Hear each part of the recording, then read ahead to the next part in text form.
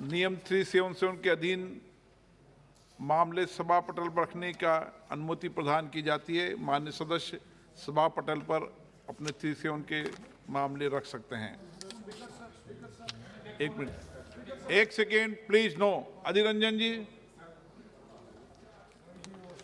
Sir, जब ये इस साल जब सर सारे दिल्ली में है, सारे हिंदुस्तान में जब प्रजातंत्र दिवस की समारोह मनाया जा रहे थे, उस समय हम देखा कि उत्तर प्रदेश और बिहार में हमारे बेकार नौजवानों के ऊपर, छात्र के ऊपर पुलिस ने लाठी बरसाते हैं, पुलिस ने लहूलुहान कर देते हैं।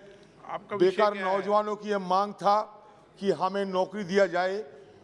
2019 साल से हमारे देश की जो रेलवे मंत्रालय है, ये रेलवे मंत्रालय आरआरबी के चलते नोटिफिकेशन जारी करते हुए सबको बुलाया कि भाई तुम्हें नौकरी मिलेगा, तुम ये टेस्ट में शामिल हो जाओ। लेकिन एक साल के बाद, एक साल लगते लगते 3 साल के बाद भी जब किसी की नौकरी मिलने का कोई उम्मीद नहीं बचे, तो छात्र और छात्रा ने देखा कि धांधली के चलते, चीटिंगबाजी के चलते, घोटाला के चलते उनकी भविष्य पे खिलवाड़ किया जा रहे हैं। तो वो रोष में आकर जब पटरी पर, रेलवे की पटरी पर उतार के अपने रोष व्यक्त करने का कोशिश कर रहे थे। हम कभी हिंसा के आंदोलन का समर्थन नहीं करते, लेकिन उस समय रेलवे की जो अथॉरिटी है, ये रेलवे की अथॉरिटी को अनदेखी के चलते, उनकी लापरवाही के चलते हमारे लाखों की तादाद में जो छात्र और बेकार नौजवान ये उम्मीद कर रहे थे, उनकी उम्मीद मिट्टी में उनकी उम्मीद टूट गए हैं। राजवर्धन जी, आप बोलना चाहते हैं? सर, आप चौंकाने वाले बात यह है सर, चौंकाने वाले बात यह है, 1 करोड़ 25 लाख 1,25,00,000 नौजवानों को बुलाए गए। सिर्फ नौकरी की संख्या कितना? 35,000।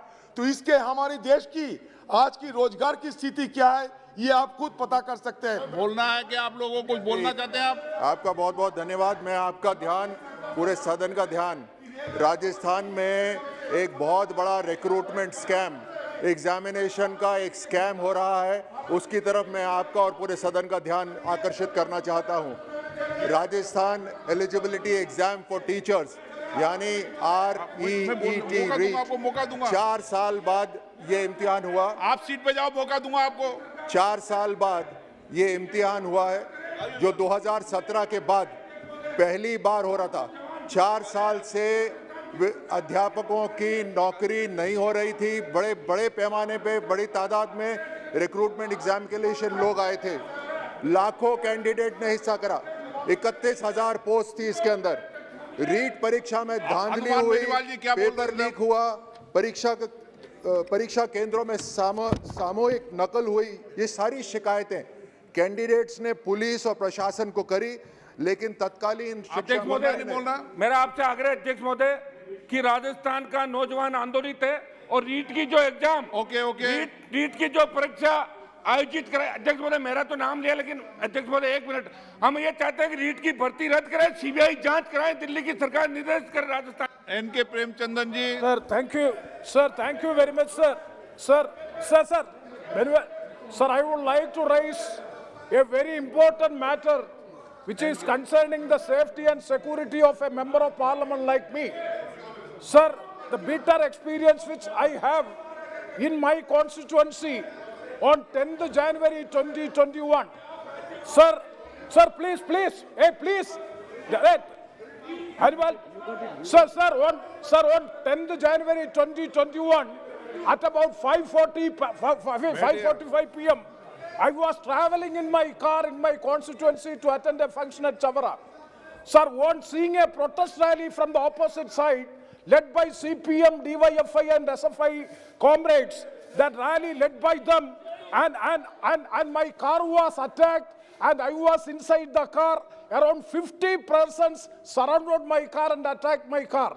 Sir, around 50 DYFI, SFI workers came, surrounded and attacked my car when I was in the car. The car was totally damaged. Sir, they were raising slogans against me, threatening my life also. So the unfortunate part of the incident was the police was there. The police was in action. Nothing was done. After 10 minutes only, the police has intervened and I was escaped from the incident. So this is the second attack which is taking place against me. Jaskot जी, आप क्या बोलना चाहते हो? माननीय अध्यक्ष जी, राजस्थान में भ्रष्टाचार और महिलाओं और बेटियों के साथ होने वाले दुराचार, इसके अलावा रीट परीक्षा में जिस तरह से अन्याय और जिस तरह से धांधली और भ्रष्टाचार हुआ, माननीय अध्यक्ष जी, आज हमारे पूरे प्रदेश में हमारे युवा मोर्चा के कार्यकर्ता, हमारे भारतीय जनता पार्टी के कार्यकर्ता आंदोलन कर रहे हैं। आज महिलाओं का बहुत बड़ा आंदोलन चल रहा है, लेकिन राजस्थान की सरकार के कान पर जूं नहीं रेंग रही। हम चाहते हैं कि सीबीआई से इसकी जांच हो, एसओजी की जांच को हम बिल्कुल स्वीकार नहीं कर रहे। डॉक्टर जितेंद्र आप सिंह इन जी, पे सीबीआई की जांच के आदेश दें। ओके, बैठ जाए प्लीज। मैं आपको मौका नहीं दूंगा, आप लेके आएंगे। प्लीज बैठे अपनी सीट पे, आपको मैंने मौका दे दिया है। नो, गलत, बैठिए आप। अध्यक्ष महोदय, आपकी अनुमति से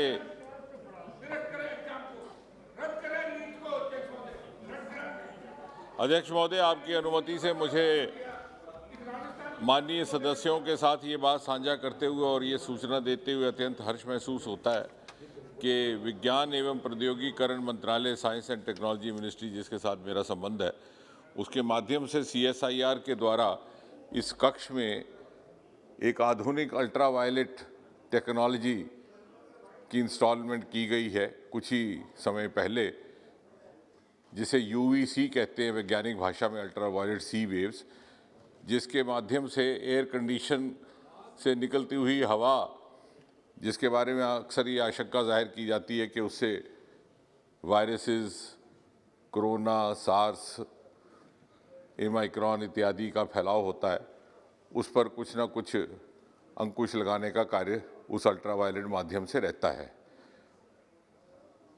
अध्यक्ष जी ने हमें इस टेक्नोलॉजी को यहाँ इंस्टॉल करने के लिए आज्ञा दी और अनुमति दी, उनका मैं धन्यवाद करता हूँ। लेकिन साथ ही